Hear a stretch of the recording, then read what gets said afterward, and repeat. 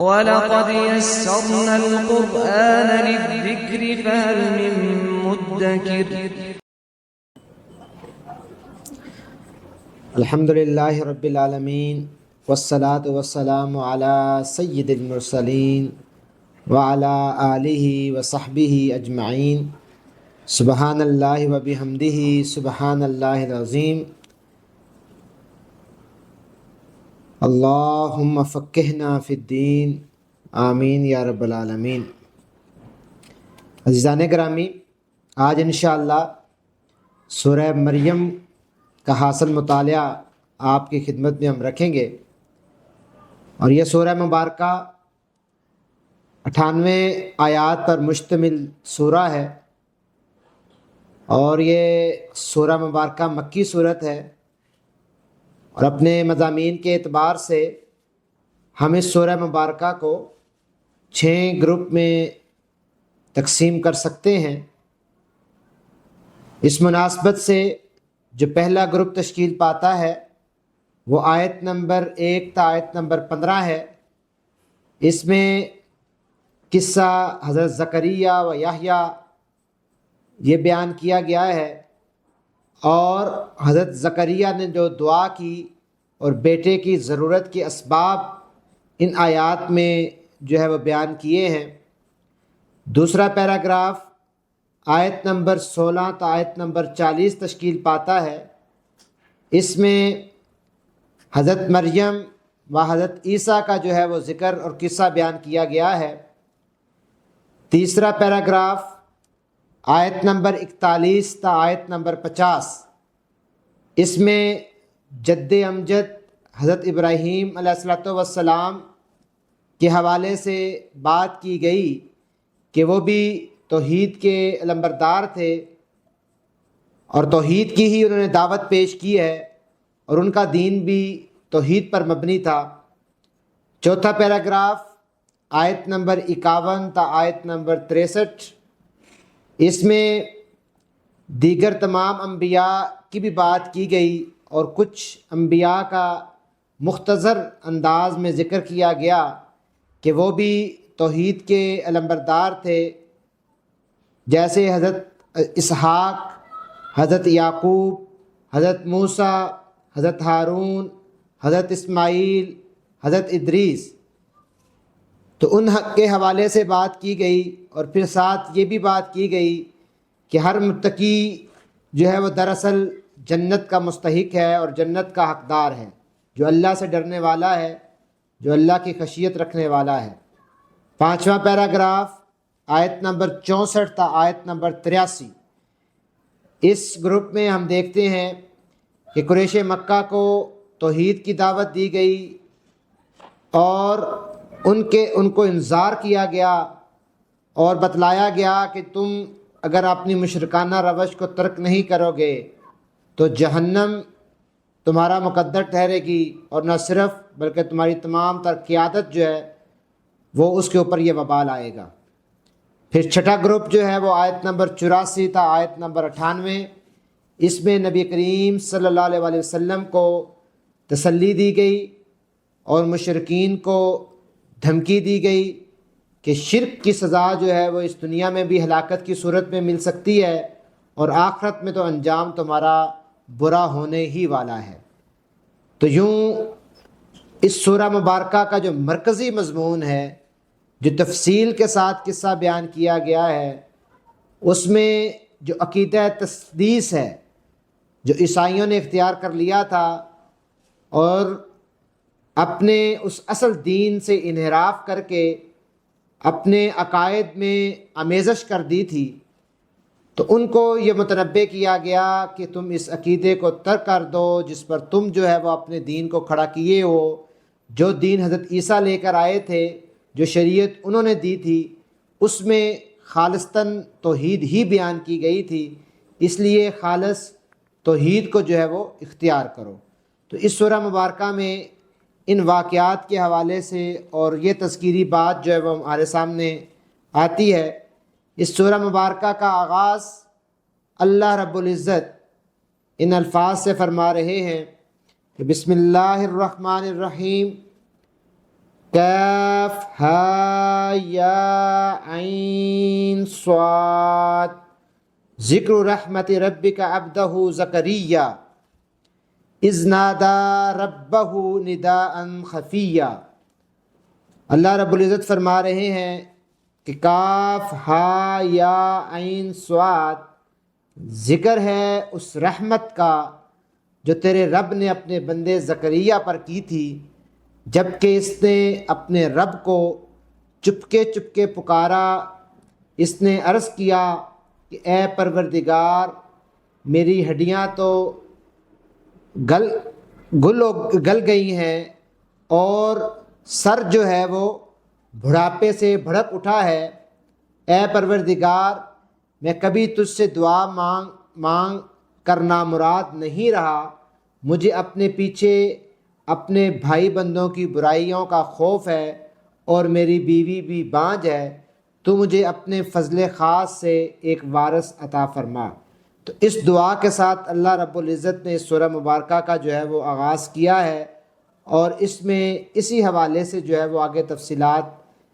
بھی آتی ہیں، اور حضرت مریم اور حضرت عیسیٰ علیہ السلام کے بارے میں بھی صحیح عقائد کی جو ہے وہ وضاحت جو ہے وہ پیش کی جاتی ہے۔ اور جب مکہ کی زمین مسلمانوں کے لیے تنگ ہو گئی تھی اور مسلمان قسم پرسی کے عالم میں تھے اور کوئی راستہ سجھائی نہیں دے رہا تھا، تو قریب میں حبشہ میں ایک عیسائی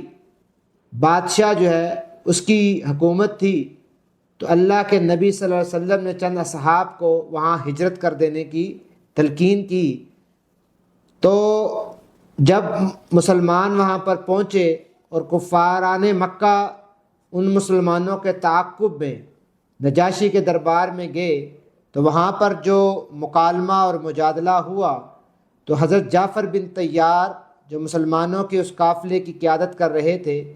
تو انہوں نے اسی سورہ مبارکہ کی ان آیات کی جو ہے وہ تلاوت نجاشی کے دربار میں رکھی۔ تو پھر نجاشی نے وہ تاریخی الفاظ کہے کہ جو اللہ کے اس کلام میں بات کی گئی ہے، حضرت عیسیٰ علیہ السلام انہوں نے تنکا اٹھا کر کہا، تو بین ہی اس کے مطابق ہی سے نہ ذرا کم نہ زیادہ جو اس قرآن حکیم میں جو ہے وہ بات کی گئی ہے۔ تو بہرحال پہلے جو 2 رکوع ہیں اس میں حضرت یحییٰ اور حضرت عیسیٰ کی پیدائش کا ذکر ہے، اور اس کے بعد دیگر انبیاء کا بھی تذکرہ جو ہے وہ اختصار کے ساتھ جو ہے وہ آتا ہے۔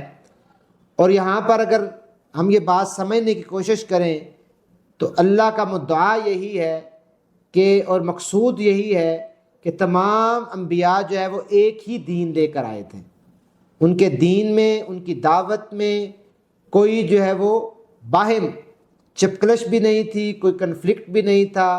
کوئی متضاد راہیں بھی نہیں تھیں، ایک ہی انداز اور ایک ہی رخ پر اور ایک ہی کلمے کی بلندی کے لیے جو ہے وہ انہوں نے اپنی دعوت جو ہے وہ دی ہے۔ تو یہ جو چیز ہے یہاں پر بیان کی گئی، اور پھر ساتھ جو ہے وہ کفار پر تنقید کے ساتھ ساتھ مسلمانوں کو جو ہے وہ بشارت دی گئی کہ تمہارا انجام جو ہے وہ انشاءاللہ اللہ رب العزت کی توفیق سے، اور اللہ رب العزت تمہارے متعلق جو فیصلہ کر رہے ہیں، جو تم سے وعدے کیے ہیں، وہ حق اور سچ ثابت ہوں گے اور تمہارا انجام خیر پر ہوگا۔ تو یہ مسلمانوں کو جو ہے وہ بشارت بھی دی گئی۔ حضرت یحییٰ اور حضرت عیسیٰ علیہ السلام دونوں کی جو پیدائش ہے وہ معجزانہ طور پر ہوئی، جس طرح ابتدائی دعا میں، ابتدائی آیات میں فرمایا گیا، جب حضرت زکریا دعا مانگ رہے تھے،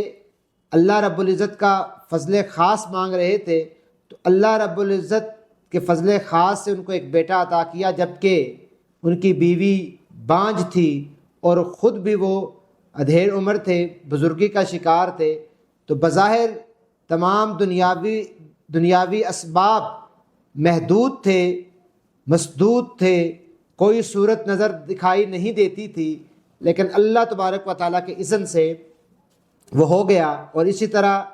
حضرت عیسیٰ کی پیدائش بھی جو ہے وہ اسی انداز میں معجزاتی طور پر جو ہے وہ ہوئی ہے۔ تو جب زکریا نے یہ دعا کی، حضرت زکریا نے، تو پھر اللہ رب العزت نے بشارت دی کہ میں تمہیں ایک لڑکے کی بشارت دیتا ہوں جس کا نام یحییٰ ہوگا، یعنی کہ خود اللہ رب العزت نے حضرت یحییٰ کا نام بھی جو ہے وہ تجویز کیا ہے، اور یہ فرمایا کہ ہم نے اس نام کا کوئی آدمی اس سے پہلے جو ہے وہ پیدا نہیں کیا گیا۔ اور پھر حضرت یحییٰ کے حوالے سے بات کی گئی کہ اے یحییٰ، ہماری کتاب کو زور سے پکڑے رہو، اور ہم نے ان کو لڑکپن میں ہی دانائی عطا فرمائی اور اپنی طرف سے ان کو نرم دل اور ماں باپ کا جو ہے وہ فرما بردار بنایا ہے۔ تو یہاں اللہ رب العزت جو ہے وہ آیت نمبر 12 سے 15 ان آیات میں حضرت یحییٰ علیہ السلام کی جو ہے وہ صفات بیان کر رہے ہیں کہ حضرت یحییٰ کو اللہ تبارک و تعالیٰ نے وَآتَيْنَاهُ الْحُكْمَ صَبِيًّا کہ ہم نے اسے بچپن ہی میں حکم جو ہے وہ عطا کیا، حکم سے نوازا، اور اپنی طرف سے اس کو نرم دلی اور پاکیزگی عطا کی۔ وَحَنَانًا مِّن لَدُنَّا وَزَكَاةً کہ ہم نے اپنی طرف سے اس کو نرم دلی اور پاکیزگی عطا کی۔ پھر تیسری چیز وَكَانَ تَقِيًّا اور وہ بڑا پرہیزگار تھا، وہ اللہ سے ڈرنے والا تھا، اور پھر اپنے والدین کا حق شناس تھا، اور وہ جبار نہ تھا اور وہ نافرمان نہ تھا۔ تو یہاں پر جو حضرت یحییٰ کی صفات بیان کی گئی ہیں اس میں سب سے پہلی بات کہ ہم نے اس کو حکم جو ہے وہ سے نوازا، یعنی کہ اس کو وہ قوت فیصلہ دی، وہ قوت اجتہاد دی، وہ تفقہ فی الدین کے معاملات میں صحیح رائے قائم کرنے کی صلاحیت عطا کی، اور اللہ تبارک و تعالیٰ کی طرف سے معاملات میں فیصلہ دینے کا اختیار دیا۔ تو یہ اللہ رب العزت نے حضرت یحییٰ کو یہ صفات جو ہیں وہ عطا کی۔ پھر حضرت یحییٰ اپنے والد زکریا کے وارث تھے، اس لیے ان کو آواز دی گئی کہ وہ اب اس بوجھ کو اٹھائیں اور قوت اور عزم سے اس امانت کو لے کر اٹھیں، اور اس کام میں سستی نہ کریں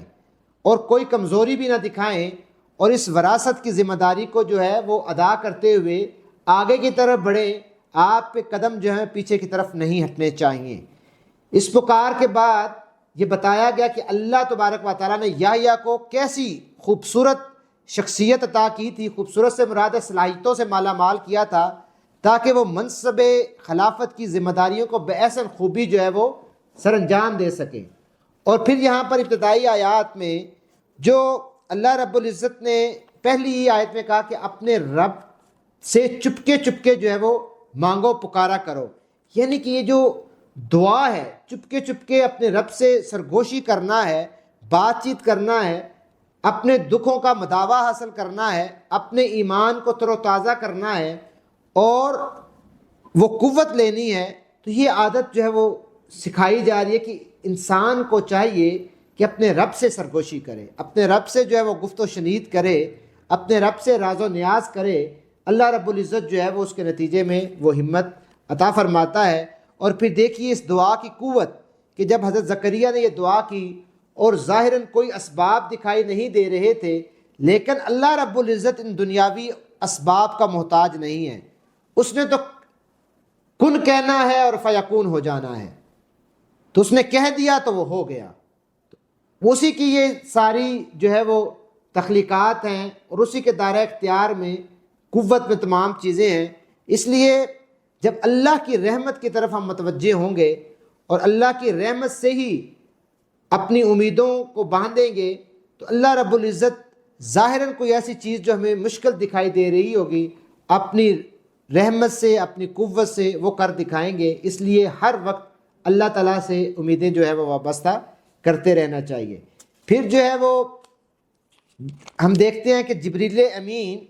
حضرت مریم کے پاس آتے ہیں تو ان کے ساتھ ایک مکالمہ جو ہے وہ ہوتا ہے۔ سب سے ابتدائی بات جو ہے وہ جبریل امین جو ہیں وہ حضرت مریم سے کہتے ہیں، بات کرتے ہیں کہ میں تمہارے پروردگار کا بھیجا ہوا یعنی فرشتہ ہوں، اور اس لیے آیا ہوں کہ تمہیں پاکیزہ لڑکے کی بشارت دے دوں۔ پھر وہ اس کے بعد جو ہے وہ حضرت مریم کہتی ہیں کہ یہ کیسے ممکن ہے کہ تم جو ہے وہ میرے ہاں کوئی پاکیزہ لڑکا ہو جائے گا، جبکہ مجھے تو کسی بشر نے چھوا تک نہیں ہے۔ تو اور میں کوئی بدکار عورت بھی نہیں ہوں، میں تو اللہ کی عبادت میں یہاں پر جو ہے وہ اللہ کے گھر میں جو ہے وہ پناہ گزین ہوں، اور اپنا دن اور رات اللہ کی تسبیح اور ذکر میں اور اس کی عبادت میں مشغول رہتی ہوں، تو نہ مجھے کسی بشر نے چھوا اور نہ میں کوئی بدکار عورت ہوں، تو یہ کیسے ہو جائے گا؟ فرشتے نے کہا کہ ایسا ہی ہوگا، تیرا رب فرماتا ہے کہ ایسا کرنا میرے لیے بہت آسان ہے، اور ہم یہ اس لیے کریں گے، اس لڑکے کو لوگوں کے لیے ایک نشانی بنائیں گے اور اپنی رحمت، اپنی طرف سے ایک رحمت کا استعارہ بنائیں گے، اور یہ کام ہو کر جو ہے وہ رہنا ہے۔ اس کے بعد پھر آگے جو ہے پورا واقعہ بڑھتا ہے، اور وہ اس کی تفصیل یہاں پر بیان کی گئی ہے۔ حضرت مریم کو جو ہے وہ حمل کے آثار ان کے نمایاں ہو جاتے ہیں، اور پھر وہ دور چلی جاتی ہیں، اور پھر آگے پوری تفصیل آتی ہے۔ پھر جب وہ حضرت عیسیٰ کی پیدائش ہو جاتی ہے اور واپس وہ حضرت عیسیٰ کو لیے ہوئے اپنی قوم کی طرف لوٹتی ہیں، تو وہ فکر مند ہوتی ہیں کہ میں اپنی قوم کو کیا جواب دوں گی۔ تو اللہ رب العزت نے اس لمحے بھی ان کی جو ہے وہ ڈھارس بندھائی کہ تم فکر نہ کرو، یہ بچہ جو ہے وہ خود بول اٹھے گا۔ اور ایسا ہی ہوا کہ جب وہ اپنی قوم کے درمیان آئی تو پھر لوگوں نے سوال کیا، لوگ کہنے لگے، اللہ رب العزت فرما رہے ہیں، میں ترجمہ آپ کی خدمت میں رکھ رہا ہوں، کہ لوگ کہنے لگے کہ اے مریم، یہ تو نے بڑا پاپ کر دیا ہے۔ اے ہارون کی بہن، نہ تیرا باپ کوئی برا آدمی تھا، نہ تیری ماں ہی کوئی بدکار عورت تھی۔ مریم نے بچے کی طرف اشارہ کر دیا، یعنی کہ اللہ کا حکم تھا کہ آپ نے کچھ نہیں بولنا، خود بچہ جو ہے وہ بولے گا۔ مریم نے بچے کی طرف اشارہ کر دیا۔ لوگوں نے کہا، ہم اس سے کیا بات کریں جو گہوارے میں پڑا ہوا ایک بچہ ہے؟ بچہ بول اٹھا، میں اللہ کا بندہ ہوں، اس نے مجھے کتاب دی اور نبی بنایا ہے۔ قال انی عبد اللہ آتانی الکتاب وجعلنی نبیا، کہ اللہ رب العزت نے مجھے کتاب بھی دی ہے اور نبی بھی بنایا ہے، اور برکت کیا ہے جہاں بھی میں رہوں، اور نماز اور زکوٰۃ کی پابندی کا حکم دیا ہے جب تک میں زندہ رہوں، اور اپنی والدہ کا حق ادا کرنے والا بنایا ہے، اور مجھ کو جبار اور شقی نہیں بنایا۔ سلام ہے مجھ پر جب کہ میں پیدا ہوا، اور جب کہ میں مروں، اور جب کہ زندہ کر کے اٹھایا جاؤں۔ یہ ہے عیسیٰ ابن مریم، اور یہ ہے اس کے بارے میں وہ سچی بات جس میں لوگ شک کر رہے ہیں۔ اللہ کا یہ کام نہیں کہ وہ کسی کو بیٹا بنائے، وہ پاک ذات ہے، وہ جب کسی بات کا فیصلہ کرتا ہے تو کہتا ہے کہ ہو جا، اور بس وہ ہو جاتا ہے۔ تو یہ عقیدہ تثلیث کے اوپر ضرب لگائی گئی ہے، اور باقاعدہ طور پر جو ہے وہ پوری بات یہاں پر بیان کی گئی ہے۔ پھر اللہ رب العزت نے جہاں پر نماز کی بات کی، اور ان کی کار نبوت کے حوالے سے اور ان کی شخصیت کے حوالے سے کچھ نمایاں اوصاف بیان کیے، اور ان کے سہل اعمال کی بات کی کہ وہ اپنی والدہ کا حق ادا کرنے والے ہیں، وہ جبار بھی نہیں ہیں، شکی بھی نہیں ہیں، اور انہوں نے سلام بھیجا ہے۔ اس کے ساتھ ساتھ ایک بڑی خوبصورت اور لطیف بات بھی یہاں پر بیان کی ہے کہ اللہ رب العزت نے انہیں کتاب دی، نبی بنایا، اور اس کے ساتھ بابرکت کیا ہے جہاں بھی میں رہوں، یعنی کہ حضرت عیسیٰ کو بابرکت کیا ہے۔ بابرکت سے کیا مطلب ہے؟ بابرکت سے مطلب جو ہے وہ خیرن کثیر ہے، کہ کثیر جو اللہ رب العزت نے ان کو خیر کثیر عطا کیا ہے۔ جب ہم دیکھتے ہیں اس کا ماخذ جو ہے وہ برکہ سے ہے۔ برکہ ایسے تالاب کو کہتے ہیں جس میں بہت سا پانی ہوتا ہے اور بے شمار لوگ اس سے فائدہ اٹھاتے ہیں، لہٰذا مبارک ہے وہ انسان جس سے ہر کوئی فائدہ اٹھائے، خیرن کثیر۔ خود ہم دیکھیں، ہماری سوچ اس کے برعکس ہے۔ اگر ہماری سوچ کیا ہے کہ اگر میں کسی کے کام آتا ہوں تو میں یہ کہتا ہوں یار یہ کیا ہے کہ میں ہی وہ ملا ہوں سب کو، کہ میں ہی سب کے کام آؤں، مجھے ہی جو ہے وہ یہ کام کرنا ہے، اور میں کوئی جو ہے وہ ایسا ڈور میٹ ہوں کہ جب کوئی آتا ہے مجھے استعمال کر کے آگے گزر جاتا ہے۔ نیکیاں صرف میرے لیے ہی رہ گئی ہیں کہ میں نہیں کرنا ہے، میرے ساتھ کوئی نیکی نہیں کرتا، ہر کوئی مجھے جو ہے وہ استعمال کرتا ہے۔ یہ وہ چیز ہے۔ جبکہ برکت کی بات، جب جس انسان کو اللہ رب العزت نے برکت عطا کی ہے، یعنی کہ اسے خیرن کثیر کا منبع بنا دیا ہے، تو اس سے لوگ جو ہے وہ فائدہ اٹھائیں گے۔ یہ اللہ تبارک و تعالیٰ کی جو ہے وہ عطا کردہ نعمت ہے، اور جس کو یہ نعمت ملے اس کو یہ چاہیے کہ وہ اس نعمت کو بانٹے، اس میں جب آپ اس نعمت کو یعنی کہ آپ میں جو اچھائی موجود ہے، آپ کے پاس جو اچھی بات پہنچی ہے، آپ کی سیرت کے جو اچھے پہلو ہیں، جو آپ نے اچھا علم حاصل کیا ہے، جو سیکھا ہے، اس کو آگے منتقل کریں، تو اس کے نتیجے میں جو ہے وہ آپ کا جو ہے وہ یہ خیر بھی بڑھے گا۔ اس لیے چھوٹی چھوٹی نیکیاں کرنا، چھوٹے چھوٹے کام لوگوں کے آنا، خیر کثیر بننا، یہ جنت میں داخلے کا سبب بنتا ہے۔ یہ بہت بڑی نعمت ہے۔ اللہ رب العزت جو ہے وہ ہمیں دوسروں کو فائدہ پہنچانے کی توفیق عطا فرمائے۔ ابن عمر رضی اللہ تعالیٰ عنہ سے روایت ہے کہ ایک شخص نبی کریم صلی اللہ علیہ وسلم کے پاس حاضر ہوا اور عرض کیا کہ اے اللہ کے رسول، اللہ کے ہاں محبوب ترین کون ہے، اور کون سے اعمال اللہ کو زیادہ پسند ہیں؟ آپ صلی اللہ علیہ وآلہ وسلم نے فرمایا کہ اللہ کے نزدیک محبوب ترین وہ ہے جو لوگوں کو زیادہ فائدہ پہنچانے والا ہے، مشکل دور کرتا ہے، قرض ادا کرتا ہے، بھوک مٹاتا ہے اللہ کی توفیق سے، اور کسی شخص کی ضرورت پوری کرنے کے لیے اس کے ساتھ چلنا۔ مجھے مسجد نبوی میں، اب یہ بات سنیے غور سے، یہ جو میں نے آپ کے سامنے 3-4 باتیں کی ہیں کہ لوگوں کو زیادہ زیادہ فائدہ پہنچانے والا، لوگوں کی مشکلات دور کرنے والا، قرض ادا کرنے والا، بھوک مٹاتا ہے اللہ کی توفیق سے، یعنی کہ اور کسی شخص کی ضرورت پوری کرنے والا، اس کے ساتھ چلنے والا۔ مجھے مسجد نبوی میں 1 ماہ کے اعتکاف سے بھی زیادہ یہ اعمال پسند ہے۔ اللہ کے نبی صلی اللہ علیہ وسلم فرما رہے ہیں۔ اللہ رب العزت سے دعا ہے کہ اللہ رب العزت جو ہے وہ ہم سب کو جو ہے وہ دوسروں کے لیے بابرکت بنا دے اور نفع بخش بنا دے، اور ہمیں خیروں کثیرہ کا منبع بنا دے، ہماری شخصیت کو ان اصولوں کے ساتھ جو ہے وہ مزین کر دے۔ تو یہاں پر اللہ رب العزت نے اس پورے واقعے کی تفصیل بیان کی ہے، اور آگے بھی کچھ آیات میں جو ہے وہ اسی ذکر کو آگے بڑھایا ہے اور کہا ہے کہ یہ جو عیسیٰ ابن مریم ہے، اور اس کے بارے میں جو لوگ شک میں مبتلا ہیں، جبکہ اللہ رب العزت واضح کر رہے ہیں کہ سچی بات جو ہے وہ